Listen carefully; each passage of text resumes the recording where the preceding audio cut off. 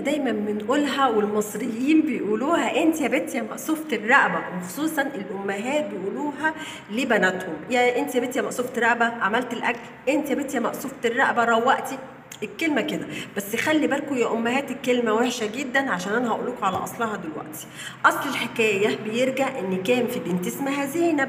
زينب دي كانت ايام الحملة الفرنسية لما دخلت مصر، كانت معجبة جدا بالفرنسيين في لبسهم وعوايدهم وتقاليدهم اللي هي في البنات، في لبس البنات يعني الفرنسيات.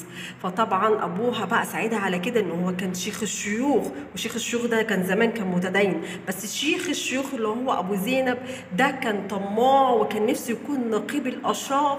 فقرب من نابليون بونابرت علشان يساعده يكون نقيب الاشراف، وفعلا عمل كده وساعد بنته على لبسهم وعوايدهم وتقاليدهم، لدرجه ان هي كانت بتخرج وبتيجي في نصاص الليل.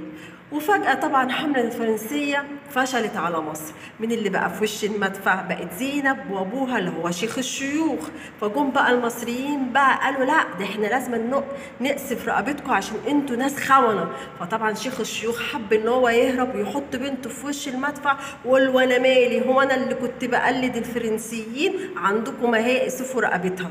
فطبعا بقت تعيط تقول والله انا تبت، انا تبت، ادوني فرصه. قالوا لها ابدا، انت خليفه عوايدنا وتقاليدنا وكمان خنتينا، احنا هنقصف رقبتك في ميدان عام قدام الناس كلها عشان تكوني عبره. فطبعا بقت تعيط ومفيش فايده، وللاسف الشديد اتقصف رقبتها في ميدان عام. وكانت كلمه مقصوفه الرقبه اللي هي تنسب لزينب.